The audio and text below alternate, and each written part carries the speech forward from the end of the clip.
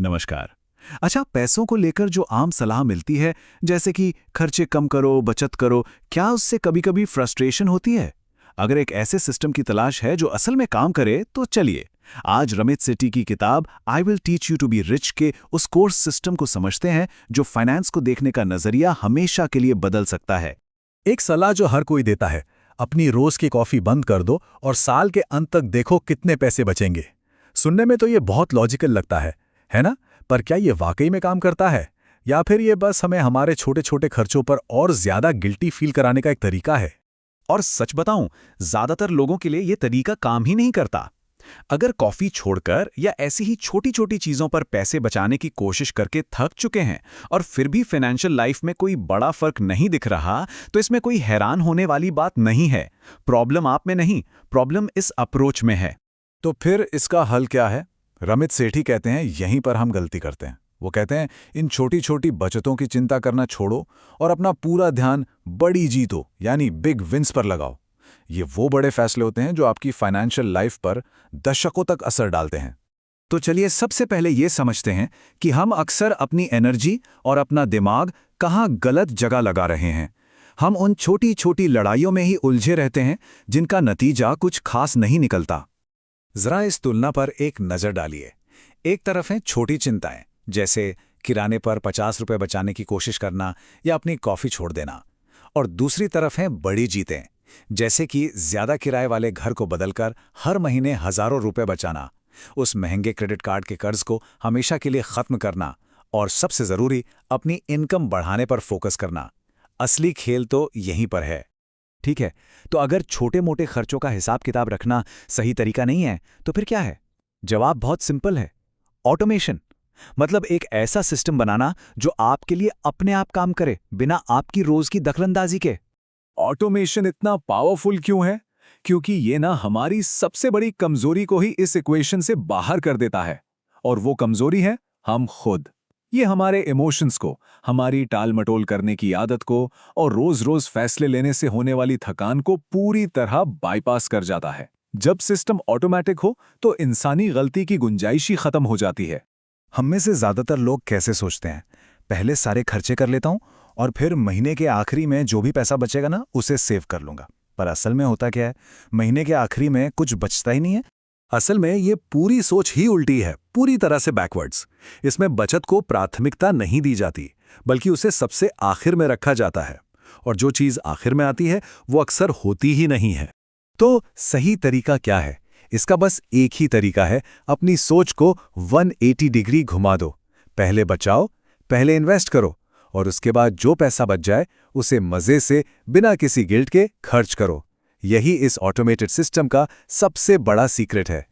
चलिए अब बात करते हैं कि इस ऑटोमेटेड सिस्टम को प्रैक्टिकली बनाया कैसे जाए। इसे ना एक तरह से अपने पैसों का आर्किटेक्चर डिजाइन करने जैसा समझिए, जहां हम पैसे के बहाव को कंट्रोल कर रहे हैं। जरा सोच कर देखिए, जैसे ही सैलरी आपके अकाउंट में आती है, आपका सिस्टम अपने आप काम पर लग जाता है। सबसे पहले एक हिस्सा सीधे आपके सेविंग्स अकाउंट में चला जाता है, फिर दूसरा हिस्सा सीधे आपके इन्वेस्टमेंट अकाउंट में। उसके बाद घर का किराया और ईएमआई जैसे जरूरी बिल अपने आप पे हो जाते हैं। आपको कुछ सोचने ही नहीं पड़ता। और इस सिस्टम का सबसे बड़ा इनाम क्या है? जो पैसा आखिर में आपके खर्च करने वाले अकाउंट में बचा है, वो आप पूरी आजादी से बिना किसी गिल्ट के खर्च कर सकते हैं। मन कर रहा है उस महंगी कॉफी पर पैसे उड़ाने का? अरे बिल्कुल करिए। दोस्तों के साथ बाहर जाना है, जाइए, क्योंकि आपके भविष्य का ख्याल आपका सिस्टम पहले ही रख चुका है। अब इस सिस्टम को असल में जमीन पर उतारने के लिए बैंक अकाउंट आर्किटेक्चर का कॉन्सेप्ट बहुत काम आता है। इसका सीधा सा मतलब है हर काम के लिए एक अलग डेडिकेटेड बैंक अकाउंट होना। एक सैलरी आने के लिए, एक सेविंग्स के लिए, एक इन्वेस्टमेंट्स के लिए और एक रोज के खर्चों के लिए। मतलब फंडा ये है कि आपके हर एक रुपए को एक काम, एक जॉब असाइन होनी चाहिए। जब सारा पैसा एक ही अकाउंट में पड़ा रहता है तो पता ही नहीं चलता कि कौन सा पैसा किस काम के लिए है, और वो अक्सर फिजूल में खर्च हो जाता है। अलग अलग अकाउंट्स पैसों को अनुशासन देते हैं। अब जरा इस सिस्टम के पीछे की फिलॉसफी को समझते हैं। सवाल यह है कि यह सिस्टम काम क्यों करता है, जबकि वो पुराने बजट वाले तरीके हमेशा फेल हो जाते हैं। जवाब है क्योंकि ये सिस्टम आपकी इच्छा शक्ति यानी विल पावर पर नहीं, बल्कि एक अच्छे डिजाइन पर निर्भर करता है। देखिए, साइंस ये कहता है कि हमारी विल पावर ना एक मोबाइल की बैटरी की तरह है। सुबह फुल चार्ज होती है और दिन खत्म होते होते डाउन हो जाती है।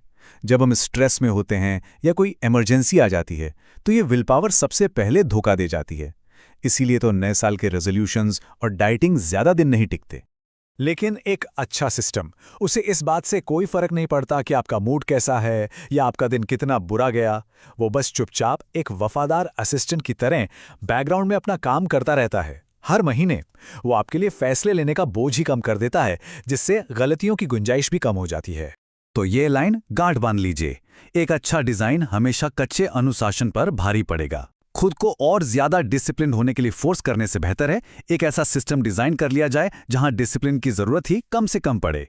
चलिए तो फटाफट से रिकैप करते हैं कि इस पूरे सिस्टम की सबसे ज़रूरी बातें क्या हैं जिन्हें हमें याद रखना है। पहली और सबसे जरूरी बात, अपनी एनर्जी सही जगह लगाइए।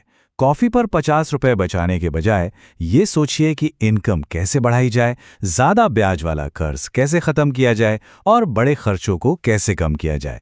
दूसरी ज़रूरी बात, अपनी विल पावर पर भरोसा मत कीजिए, वो धोखा दे सकती है। एक ऐसा ऑटोमेटेड सिस्टम बनाइए जो आपके लिए काम करे, आपकी मानवीय कमजोरियों के बावजूद। और आखिर में तीसरी बात, अपनी फाइनेंशियल लाइफ को जितना हो सके सिंपल बनाइए। आप जितने कम फैसले लेंगे, आपके नतीजे उतने ही बेहतर और कंसिस्टेंट होंगे, क्योंकि कंसिस्टेंसी ही असली गेम चेंजर है। तो बस आज के लिए इतना ही। अब सोचने की बारी है, आज अभी अपनी फाइनेंशियल लाइफ में ऐसा कौन सा एक पेमेंट है, चाहे वो कोई बिल हो, कोई एसआईपी हो या कोई सेविंग्स ट्रांसफर हो, जिसे ऑटोमेट किया जा सकता है। इस सिस्टम की शुरुआत आज एक छोटे से कदम से ही होगी।